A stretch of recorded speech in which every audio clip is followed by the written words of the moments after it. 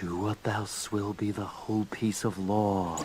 Welcome back, comrades. Or if this is your first time, welcome. Today is the terminus of the low budgetness, mainly because big thing happens Monday, so if the low budget continues into next week, I'm a little sorry. But week after, we should be on high budget, so anticipate it. Next week probably will be a medium budget video, if there is any budget to these videos at this point. But just wanted to keep you posted. This one's probably going to have very little visual editing, so if you want to put it on while you go do something else, play a game, put it on your second monitor, listen to it while you do your chores, I don't care. What I do care about, though, is that we are finally fulfilling a promise 7 months ago that my editor brought to my attention, that I had in fact promised a key, I don't want to say donor, because this channel doesn't have donors, but a key figure. I did make a promise that I had not fulfilled yet. So since I was a little strapped for ideas, I decided to fulfill this promise. So this week, we are not covering a man, we are not covering an NB, we are covering a woman, which I know is quite the shocking statement to say, mainly because I had it pointed out recently to me by my editor that I had only covered men or gender neutral topics, which I found a little weird because there are some pretty impressive women in history. So let's cut to the chase. Who are we talking about? Well, today I want to talk about Mariya Oktyabrskaya. I believe that's how you pronounce it. Now, if you're well-versed in the history sphere, this name may already mean something to you, but I'm going to pretend like you don't, and I'm going to try and give you her full story. Now, as is traditional to most of the people that I talk about, she was born in Crimea in 1905. Now, what would this mean for her situation? Well, as is traditional, a la Pavel Gorgolov, she was born to a poor family of serfs, and obviously being a woman in this time was not contiguous to an easy existence, so you have a serf, you have being a woman in feudal Russia, in a place that is somewhat developed. You have Sevastopol, which is your one major city, and then outside of that, I assume it's kind of like any state in the United States where you have like the one really big city and then you have the upstate rest of it. And I have a few accumulated sources about her early life. None of them make it sound like it was easy, which tracks. As for her parents, going by the Russian naming schemes, I can make the assumption that her father's name was Vasily, but we also don't know her maiden name because to me, it kind of looks like her last name, Oktyabrskaya, is derived from her husband's name later in life. So I'm not confident saying her father's last name, but I assume her father's name was Vasily. And something else that did not make her existence easy was being Russian serfs. You either had one kid or 12, and she came from one of the 12-kid families. Because the reason why people have so many kids, especially in more impoverished areas, is because they need people to work the farms. And if you don't have people to work the farms, you are not making money. Well, of course, these people also need food, but you can grow the food and you can give them the attention that they want. That's free. So if you are a serf, it is financially incentivized for you to have a lot of kids. Now, how does she make it past anything effectively as a serf, a person who is living a very impoverished life in a family of 12? You're obviously going to have some drop off. Well, how did you not make this drop off? Well, the October Revolution, or as some people may know, at the start of the Russian Civil War, was very advantageous as her father Vasily had been a member of the Russian Communist Party. Now, I kind of like to think that she's in the same boat as Khrushchev. If you don't know a lot about Khrushchev, his early life is almost the same, mainly because he was able to ascend so high because of the tumult of the Russian Civil War. So Mariya is almost exactly the same. During the tumult of the Russian Civil War, being a communist and being on the winning side is obviously a very good position to be in. So much of a positive position that as a telephone operator at the age of 20, she will marry a man named Mariya Oktyabrskaya, which is why I said I'm not comfortable saying her father's name, because it looks like her maiden name was not recorded. However, what's the significance of her husband? Well, he was a sergeant in the Red Army, served as a regimental commissar of the 206th, and Mariya, as a quote-unquote good Soviet wife, joined a military wives council, which, if you didn't know, Soviet Union was very into having their councils. Wasn't really a matter of if they had power or not. It was more of a, let's just put you on a committee, give you something to do type deal. They might take your advice, they might not. But she had a very high opinion of serving on this military wives council, as one of the actual direct quotes we have from her is a quote that says, quote, "Marry a serviceman and you serve in the army. An officer's wife is not only a proud woman, but also a responsible title," end quote. And it was a picturesque marriage, we're told. There were not many problems, if any. However, as a small thing called Operation Barbarossa was on the horizon in 1941, her husband was of course called up. And she was evacuated to Tomsk in Russia, which means she was moved from Crimea all the way to Tomsk in the middle of Siberia past the Urals. Now, if I could give the best equivalent, because I know not many people are familiar with Russian geography, moving from Crimea to Tomsk is like moving from Rochester in like upstate New York to like Cheyenne, Wyoming. It is not much of an upgrade, and in fact, if you thought you had it bad, it is now worse. Tomsk is arguably the last bastion of quote-unquote industrialized Russia before you just get to the Siberian wasteland that really only has one railway running through it. However, as you may know from your Russian survival statistics from the first year of the war, I would not invest too much faith in Ilya, mainly because he was killed in the first year of fighting. Very sad for him. But to be fair, you have a very low survival rate on the Eastern Front in the first year of the war. I think it's something like 20% of people who were deployed on the Eastern Front on the Russian side survived the first year. So it's understandable. However, Mariya would not receive this information for at least 2 years, mainly because she lived out in Siberia, and second of all, because communication wasn't that good to begin with. Mainly the first year of the war was, how do we not fall immediately? So she more gets the notification that her husband is no longer there when it's convenient for the Soviet Union to send out letters about such things. Mainly, we don't have to spend the paper trying to warm our troops up or send critical military orders, and we can actually start notifying people that their loved ones have perished. And she, of course,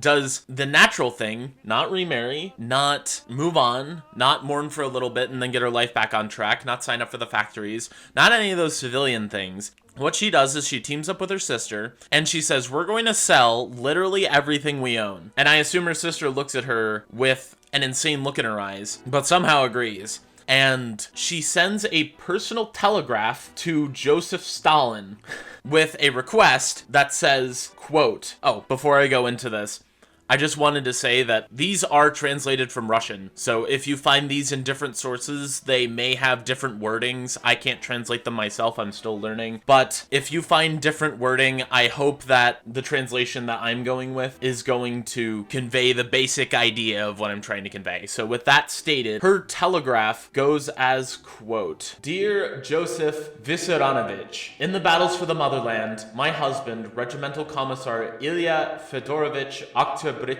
died. For his death, for the death of the Soviet people tortured by fascist barbarians, I want to take revenge on fascist dogs, for which I have contributed all of my personal savings, 50,000 rubles to the state bank to build a tank. I ask you to name the tank Fighting Girlfriend, and send me to the front as the driver of said tank. I have the specialty of a driver. I have excellent command of a machine gun. I am a Voroshilov shooter. End quote. After this telegram was sent, about a month later, she gets her request granted, and will be allowed to fight in the tank that she pilots. Now, I forgot to mention earlier, with the selling all the possessions phase, she also signed up for a military academy in Omsk. Omsk! TNO players, where are you at? Where's my Omsk players? The great struggle's upon us. I can soy jack so hard. Anyway, she got the tank commissioned. It's a T-34, or more specifically a T-34-73. Very nice tank. Very sturdy mid-war tank made out of stellinium. And 5 months after the telegram was received, she graduated from the Omsk Tank Academy. Now, I do want to put a little note here. Some sources say Omsk, some say Tomsk. I know they're very similar, and a lot of the articles I'm reading have typos. So I'm just going to say Omsk or Tomsk. They are very close to each other and very similar. I don't think it would change the storytelling, except for the fact that I can't soy jack out over the sacred war, the great struggle, the great trials upon us. However, I do want to point out at this point that her training was very unorthodox. Not in the fact that she received training, but in the fact that any tank driver normally went in without any training at all. So she was actually eclipsing most of her peers, I guess I could say. And she captained Fighting Girlfriend as it rolled off the line in 1943. We have two pretty good records of battles that she fought in, and both she exhibits about the same behavior. Her first battle was a battle on the Dnieper River. And when her tank was hit, a lot of the habits of tankers have it hitting the track. Not necessarily their fault, but in her story, her tracks get hit a lot, and that is not contiguous for forward movement. And I've only seen this in one other account of the war in another place, which I'm going to recount after I tell you, is that she will jump out under heavy fire and do the repairs herself. Small arms, heavy arms, basically anything. And she will survive her first battle with honors, and this actually gets her promoted to a sergeant, which ironically is where her husband was while following in her husband's footsteps. I love that for her. However, she also gets into a couple more skirmishes where HE shells will knock out her tracks, and she'll be able to get a lot of practice repairing her tracks. But as for the behavior, I've really only seen one other tanker get out to do something under heavy fire, and that was Erwin Rommel. I love the book On the Trail of the Fox. It is such a good book. Rommel is such an amazing tank commander, except for the fact that when you read about him, it's not that he was reading the minds of the British tacticians. The reason why he was such a good tactician is because he was reading their mail.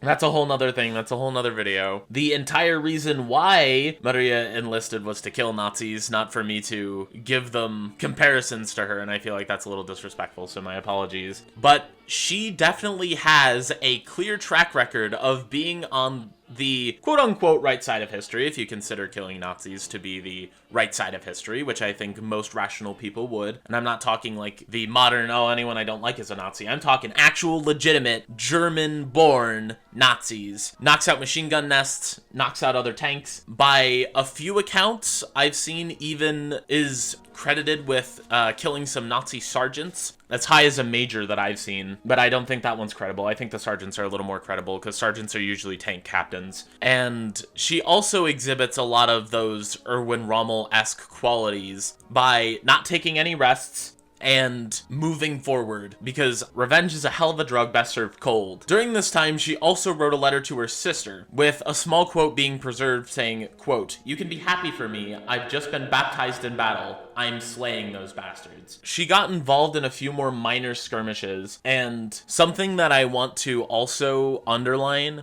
is that she was not necessarily mocked, but as she was going to prove herself for that first time, a lot of people doubted her, which, to be fair, gender roles at the time, plus I spent my life savings to buy a tank so I could go out and kill Nazis, is not necessarily, you know, the best one. Labeled Fighting Girlfriend with the big white text, all you War Thunder players, that's where that comes from. And during this time, a lot of things were done for propaganda purposes, like, you know, you have the Night Witches. The Soviet Union loved their stories of, we're empowering these women, everyone will fight for the motherland, type propaganda tactics, and that's what people thought this was until she could actually prove herself, and then they started taking her seriously, which, I'll give them credit, war is probably the greatest equalizer to get your self-respect, because you're all in the same terrible situation, and if you can show bravery there, it really shows a lot to your character. But I have never been in battle, so that is merely talking from all of the memoirs that I've read. However, all good stories must come to an end, and unfortunately, the battle at the Krynikia State Farm, aka one of the collectivized farms, on January 18th, 1944, so in case you're wondering, she had about a year of service. It is recorded that her T-34 beat 3 German machine gun nests and destroyed 21 enemies, including that German sergeant we talked earlier. She also had more experience repairing the tank track, which was repaired taking enemy fire. However, this is where she got unlucky,